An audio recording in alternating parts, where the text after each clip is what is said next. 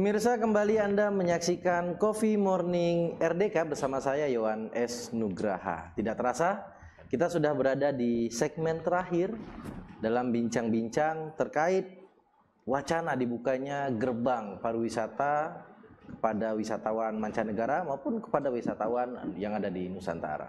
Nah, tadi di akhir segmen kedua saya berbicara tentang diskresi. Gubernur Kepulauan Riau meminta Singapura memberikan diskresi khusus kepada Kepulauan Riau terkait pariwisata. Seperti apa jawaban dari Bapak Buralimar? Dan kenapa harus Singapura? Lantas bagaimana dengan negara tetangga lain yang ada? Silakan Bapak. Oke, terima kasih. Istilah diskresi itu memang ada di pemerintahan selama Undang-Undang Nomor 4 ya, tentang pemerintahan daerah, pemerintahan umum. Jadi setahu saya diskresi itu dibuat apabila satu aturan terjadi stagnan, ada masalah atau lambat dan lain-lain itu, tapi tetap dengan aturan itu tidak melebihi aturan itu, mempercepat saja gitu. Jadi kalau saya nggak tahu, saya baca juga beritanya diskresi Singapura. Yang dimaksud apakah wartawan yang nulisnya diskresi atau memang pernyataan dari Pak Gubernur. Tapi saya udah baca tadi diskresi ini secara umum memang itu mempercepat lah. Dimaksudkan Singapura itu mempercepat pintu keluarnya dibuka untuk Kepri, itu mungkin dimaksud demikian gitu. Agar wisatawannya bisa keluar dan kita pun senang kan kalau udah wisatawan masuk, tentu belanjanya sekian-sekian satu orang, seberapa hari, berapa malam, seperti itu. Ada pergerakan PAD juga berarti ya, dari sektor pariwisata. Kenapa Singapura? Ya karena Singapura itulah pintu utama kita. Karena di bandara saya sebutkan tadi kita belum ada regular flight gitu. Mungkin ada beberapa kali kemarin Tanjung Pinang dari Malaka, kemudian ada dari Sretar ya, Singapura di Hang Nadim, tapi itu berhenti karena terlalu dekatnya mungkin Singapura dengan Hang Nadim dan lain-lain gitu masalahnya. Jadi kenapa Singapura? Kita mengharapkan pintu Singapura khususnya ferry terminalnya dibuka, baik yang Tanah Merah maupun yang di Harbour Front gitu, tidak salah. Jadi wajar-wajar saja kita minta, karena selama ini juga orang Singapura dan Malaysia datang ke Kepri itu kayak di daerah sendiri, dekat, dan kultur masyarakatnya tidak begitu berbeda. Jadi kita mau percepatlah, apalagi sudah ditetapkan pemerintah Singapura dan pemerintah Indonesia. Pemerintah Indonesia menunjuk 3 daerah itu, Batam, Bintan gitu. Jadi termasuk Bali. Jadi kita karena Batam Bintan kita percepat, kan kita fasilitasi, kita adakan pembahasan, persiapan dan lain-lain agar ini menimbulkan kepercayaan dari Singapura. Oh ya, ternyata penanganan COVID-nya bagus dan kita tidak ragu-ragu ke sana. Vaksinasinya juga sudah 85%. Tahap kedua sudah, itu kan kita jual terus. Nah, kita yakinkan kepada mereka yang ragu ya Pak Basri ya. Nah, ini Kepri penanganannya bagus. Izin Basri tingkat yang darurat apa? Cuma 14 orang itu di Kepri, yang dulunya 1000, 2000 gitu.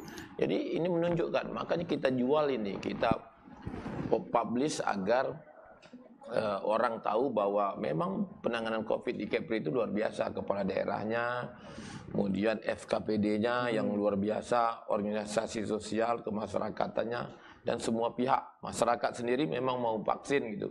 Jadi kalau ada vaksin pasti berbondong-bondong. Nah itu kan hebat. Beda mungkin di negara lain. Saya nggak tahu Singapura, sudah dijelaskan sama Pak Bisri tadi. Singapura bukannya tidak bagus penanganan. Saya rasa selama ini bagus. Hanya mungkin ada segmen tertentu, disampaikan Pak Duta Besar, mungkin satu rumah sampai 8 orang gitu. Mungkin keluarga besar lah. Mungkin ada faktor lain. Mohon maaf ini sedikit. Kita di Indonesia kan agak tropis. Kalau Singapura, mohon maaf ini mungkin dari rumah AC tidak menyentuh matahari, masuk kendaraan AC, masuk MRT AC, masuk kantor AC, balik sore tidak lagi matahari. Kalau kita nih apalagi di Kepri, lasak-lasak sikit lah. Kita kena matahari upacara, kena matahari 10-15 menit. Wah, kalau gitu. Banyak yang pakai AC bisa pemadaman listrik serentak nih Pak. Itu makanya ada kombinasi itu ya, kita di luar rumah ada seperti disampaikan pemerintah, kita berjemur 15 menit itu kan menambah imun kita ya. Artinya dengan kata lain, pernyataan Gubernur Kepulauan Riau terkait meminta Singapura memberikan diskresi terhadap Kepri sebegitu siapnya berarti pariwisata yang ada di Kepri. Nah, lantas pertanyaan berikutnya, kalau memang sebegitu siap, event-event apa aja nih Pak yang sudah disiapkan oleh pariwisata untuk menyambut negara-negara kawan-kawan dari negara tetangga? Ya, kalau siapan tadi sudah sampaikan tadi kan, dengan beberapa faktor pertimbang vaksinasi, CHSE, pelayanan dan sebagainya, terutama di Lagoy dan di Batam ya, di Lagoy dan di Nongsa. Kita sudah mulai dari bulan April beberapa event-event kecil, walaupun saat ini pandemiknya masih naik, tapi kita minta Satgas minta izin bahwa kita bikin event kecil. Ada barongsai, ada event-event di mall dan lain-lain. Kita buat zaman-zaman pandemik ini itu agar sektor pariwisatanya, insan pariwisatanya ikut di situ. Jangan terlena dan jangan melo. Jangan sensi gitu. Jadi kita bawa. Jadi kita buat. Jadi untuk kalau nanti udah dibuka pintu atau border Singapura, kita buat event lah. Kalau di Bintan nanti di Lagoy, kalau mereka tidak hanya main-main di pantai atau menikmati kuliner, kita buat event lah, mungkin Lagoy Jazz Festival atau buat yoga di sana, musik-musik, kemudian event-event budaya dan sebagainya. Itu kita supaya mereka semangat. Jadi tidak lihat Lagoy saja, tapi melihat event yang ada di sana. Jadi banyak yang harus kita buat. Kalau bila masuk, saya yakin nanti kalau anggaran kita tidak bisa tahun ini, tahun depan kita yakin festival internasional juga akan kita buat. Kemenpar sudah janji. Pak Artinya kerinduan 2 tahun karena pandemi ini pasti terbalaskan kalau datang ke Kepulauan Riau. Insya Allah. Saya khawatir kita yang tidak siap gitu. Kalau mereka tuh mau aja datang itu, tapi harusnya kita siap. Paket-paket wisata kita sudah kita tawarkan tadi. Bukan lagi hotel-hotel sudah promo loh. Di Bajantri itu yang dari 8-10 juta sekarang sudah 2 juta. Di Kasia itu yang 1,9 jadi 1,9 juta 900. Di Batam lagi hotelnya murah. Paling 500-400 sudah. Yang dari dulu 700-800 itu. Jadi mereka sudah berlomba. Dan alhamdulillah untuk wisatawan Nusantara sudah mulai banyak. Mungkin sudah bisa lihat di mana-mana. Udah banyak wisatawan Nusantara makan minum dari beberapa provinsi. Hanya saja kita minta itu diskresi lagi. Pak Gubernur ya Pak Bisri, yang datang ke Kepri tidak lagi PCR, antigen saja. Kalau di sekitar Kepri, kabupaten kota tidak lagi antigen, cukup menunjukkan kartu vaksin. Dan kalau itu diskresi itu membuat insentif kepada masyarakat. Insentif itu bukan hanya anggaran. Tidak bantuan seperti tahun 2020 memang dibantu hotel itu dari Kemenpar. Ini dibantu 1 miliar 200 juta begitu. Tapi kita insentif itu berupa aturan-aturan, keringanan-keringanan, dispensasi seperti itu. Ini yang terus kita lakukan terus-menerus sesuai kewenangan lah. Kewenangan Pak Provinsi, Pak Gubernur seperti pembebasan pajak itu kan untuk sebagian untuk pelaku pariwisata yang pajaknya 3 tahun 2 tahun dimaafkan, bayar yang tahun ini dulu. Itu kan diskresi. Jadi semangat gitu, semangat orang. Ternyata pemerintah memperhatikan kita juga seperti itu. Jadi banyak sebetulnya dibuat, tapi mungkin belum maksimal aja gitu. Baik. Nah, Pak Bisri, kita kembali ke Pak Bisri. Dari pernyataan-pernyataan seperti itu yang disampaikan oleh Bapak Buralimar, mungkin perlu penekanan kembali nih Pak tentang SOP apa saja yang bakal diterapkan oleh kawan-kawan tim gugus tugas yang ada di lapangan terkait menjemput kedatangan para wisatawan, baik itu mancanegara maupun yang ada di Nusantara, supaya mereka tambah hakul yakin untuk melepas rindu di Kepulauan Riau. Silakan Pak. Baik, terima kasih. Memang di dalam grup saya nasional itu juga mereka juga tahu ya, bahwa Kepri sekarang satu-satunya provinsi yang kemarin turun level 1. Pertanyaan mereka itu, jadi sekarang bebas ya masuk Kepri gitu. Jadi yang bisa saya sampaikan sekarang memang untuk Kepri tidak menggunakan antigen. Cuma tidak semua kota tujuan di Indonesia ini menggunakan antigen, masih ada yang menggunakan PCR. Ya. Seperti Jakarta, kalau kita bepergian Jakarta bolak-balik udah antigen aja. Cukup. Bukan berarti PCR nggak boleh. Ya. Ya boleh pakai antigen, tapi PCR juga boleh. Dengan catatan sudah vaksin, Pak ya? Ya syaratnya harus 2 dosis vaksin. Makanya kan masyarakat yang belum vaksin segera dilengkapi dosis vaksinnya itu. Ya ini kan kemudahan. Dan untuk dalam negeri tidak ada isolasi. Kalau berangkat sudah negatif, berarti sudah dipastikan aman di tujuan. Nah, silakan datang ke tempat tujuannya, mau di Batam, mau di Pinang, itu untuk wisata dalam negeri ya. Dan memang secara nasional kondisi Indonesia juga membaik semua. Ya, karena capaian nasional kita sudah hampir 50% juga. Secara nasional? Secara nasional ya. Nah kemudian untuk yang wisatawan asing itu yang masih membutuhkan isolasi. Jadi untuk Kepri, salah satu diskresi untuk Kepri itu kan cukup 5 hari isolasi ya, dari apa namanya dari kedatangan mereka. Kedatangan itu kita anggap dia datang di hotel resort itu sebagai isolasi. Oh artinya isolasinya tidak di tempat khusus tapi langsung di tempat wisata itu sendiri berarti? Atau di wisata itu sendiri, di tempat hotel itu. Ya karena itu sebenarnya kan sebagai bentuk kehati-hatian kita ini. Dengan catatan, dengan kata lain juga secara tidak langsung dia nginap 5 malam di awal. Ya. Iya. Dan mereka juga disarankan harus punya asuransi segala macam. Tapi biasanya kalau orang dari luar itu dia udah melengkapi dirinya dengan asuransi tadi. Ya. Bagaimana dengan wisatawan Nusantara yang belum melakukan vaksinasi? Apakah bisa? Kalau dia belum vaksinasi PCR. Ya ada jalannya. Dia kalau belum vaksinasi harus PCR. Kalau yang sudah lengkap antigen. Itu ya. Ini kan untuk penerbangan ya, yang antar pulau ini. Terkait isolasi wisatawan mancanegara yang 5 hari diwacanakan seperti itu, apakah biaya tertanggung dibebankan kepada wisatawan atau ditanggung oleh pemerintah? Semuanya oleh wisatawan itu. Biaya tes semuanya terkait dengan perjalanan dia ya wisatawan itu harus menanggung. Nah kita kan memfasilitasi tempat tesnya, kemudahan untuk tidak gimana supaya nggak lama-lama nunggu di pelabuhan nih. Ketika di tes tadi itu ya kesiapan petugas kita, jadi itu udah kita sebenarnya udah kita siapkan lama nih, tinggal kita sekarang mau running lagi nih. Artinya kemudahan akses sudah diberikan, monggo silakan kalau seandainya lampu hijau sudah dibuka, silakan ikuti prosedur yang ada gitu Pak ya. Betul. Dan itu juga berlaku kepada wisatawan Nusantara? Wisatawan Nusantara kan lebih mudah lagi dibandingkan asing. Kan nggak perlu lagi isolasi. Nah bedanya di situ, kalau asing dari luar ada isolasi, termasuk pekerja kita kalau dari luar negeri kan juga diisolasi. PMI kita ini. Iya. Jadi kalau dia berangkat dalam lingkungan dalam negeri, dia cukup menunjukkan tadi itu kartu vaksin sama antigen. Tapi kalau dari luar dia tetap akan diisolasi apapun statusnya.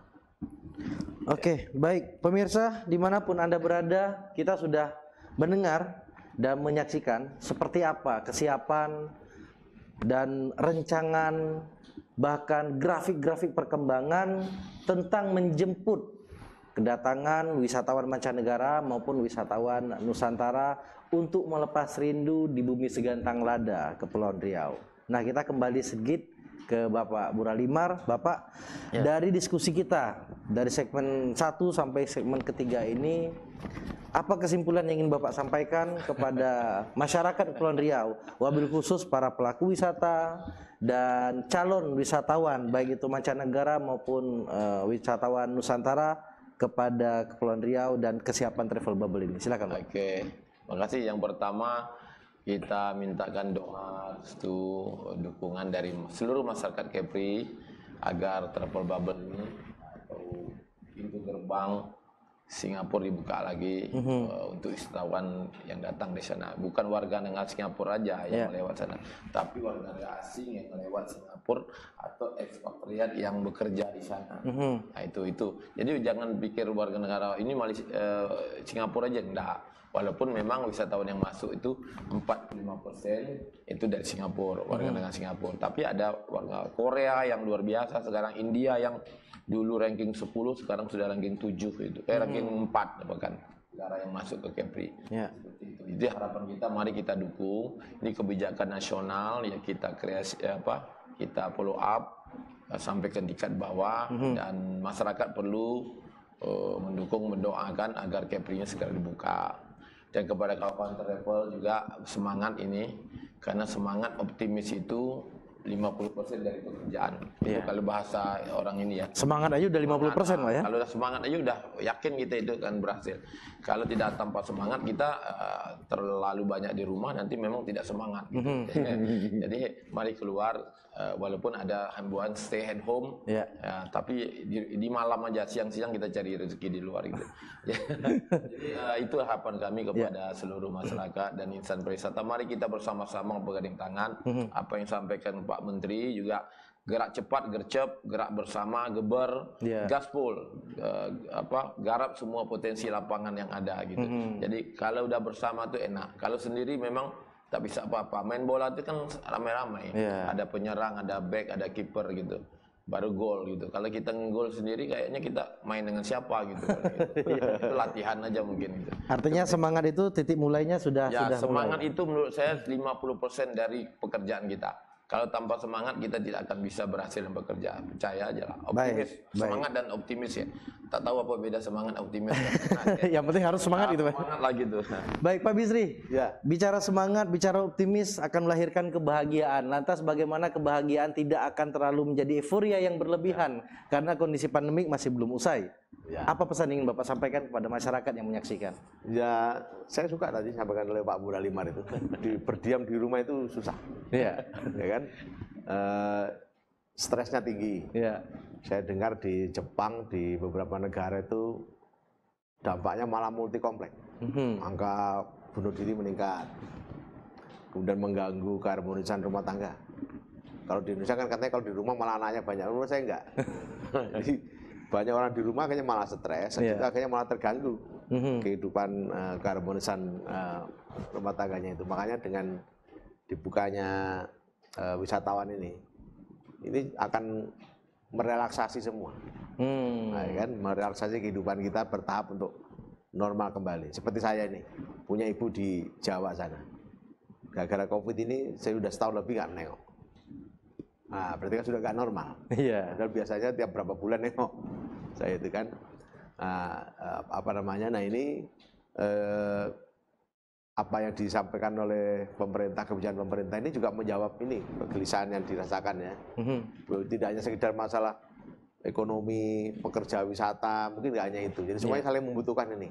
Jadi jangan pikir, jangan pikirkan pekerja wisata, enggak, semuanya membutuhkan. Nah, jadi seperti yang umroh pun sudah ngempet nih. Ya kan? Pemerintah sudah melakukan pembicaraan dengan Arab Saudi ya. Jadi terutama katanya mengenai Sinovac. Nah, isinya kan Arab Saudi meminta dosis ketiga yang menggunakan Sinovac. Tapi pemerintah sekarang lagi bernegosiasi bagaimana dengan Sinovac 2 kali sudah cukup. Nah ini kan bentuk perhatian pemerintah bahwa kesehatan itu ya nggak hanya sekedar ada uang, ya kan? Yang sifatnya wisata ini memang butuh duit, tapi dia itu kan kesehatannya kan secara sosial, psikologis. Nah ini kita harus menyambut baik, tapi yang paling penting tanggung jawab kita nih. Ketika dimanapun kita berada, ketika kita bepergian, kita harus ingat kita masih dalam situasi pandemi, harus bisa menjaga dirinya. Misalnya kalau terjadi kerumunan, ya sejauh mungkin hindari dulu. Baik. Kalau kita nggak kenal dengan orang, ya jangan jabat tangan dulu. Ya kan, jabat tangannya masih standar COVID lah. Itu ya, yang menjaga jarak dan menghindari kerumunan. Sebenarnya ada yang mengatakan saya, Pak, itu beberapa negara di Inggris di mana udah nggak maskeran gitu ya. Sebenarnya itu karena memang kondisi vaksinasi udah bagus ya kan. Ini sebenarnya pilihan ke masing-masing, boleh ya kan, kebijakan kesepakatan bersama misalnya gitu ya. Tapi kalau kita sendiri pribadi merasa nggak yakin, kenapa nggak ada salahnya juga. Kita melindungi diri kita dengan menggunakan masker karena resiko tetap ada. Artinya semangat boleh, tapi tetap harus waspada. Ya, COVID belum usai. Baik, belum baik. usai. Baik, terima kasih pemirsa. Tidak terasa kita sudah di penghujung acara. Artinya diskusi 3 segmen tentang wacana dibukanya gerbang pariwisata kepada wisatawan mancanegara maupun wisatawan Nusantara adalah titik terang kebahagiaan kita bersama dan titik terang kekompakan kita bersama. Mudah-mudahan dibukanya pintu gerbang pariwisata ini bisa merefresh kembali semangat dan optimisme kita karena sudah 2 tahun rindu itu tertahan, Pak ya. Baik, terima kasih kepada narasumber kami Pak Bisri, Bapak Buralimar yang sudah berkenan hadir di studio Tanjung Pinang TV, dan mudah-mudahan next time kita bisa ngobrol-ngobrol bersama lagi. Dan jangan lupa Pak, jangan terlalu banyak ngopi juga, kurang baik. Di depan kita ini sudah ada Sanford. Nah, ini air putih. Air minum dalam kemasan yang dikemas langsung dari Gunung Lengkuas. Boleh Kabupaten kopi, Blitar. tapi setelah kopi harus minum air putih. Wah, dan air putihnya harus Sanford. Ya. Karena tagline-nya Anda adalah apa yang Anda minum. Itu kopi boleh sehari itu maksimal 4 gelas. Oke. 4 cangkir sampai 6 gitu ya. Air putihnya harus lebih banyak berarti. Pak, Nah, ya? air putih yang diminum lebih banyak. 2 kali itu. Nah, supaya nggak dehidrasi. Oke, baik. Karena supaya kita tidak dehidrasi, kita akan minum terlebih dahulu dan sampai ketemu pada segmen berikutnya. Dan saksikan terus Coffee Morning RDK setiap hari Kamis di Tanjung Pinang TV, disiarkan secara langsung melalui kanal-kanal media sosial, salah satunya media sosial Facebook TV TPI Tanjung Pinang. Saya Yohanes Nugraha pamit undur diri. Mohon maaf kalau terdapat silap kesalahan. Sampai ketemu di minggu depan. Assalamualaikum warahmatullahi wabarakatuh.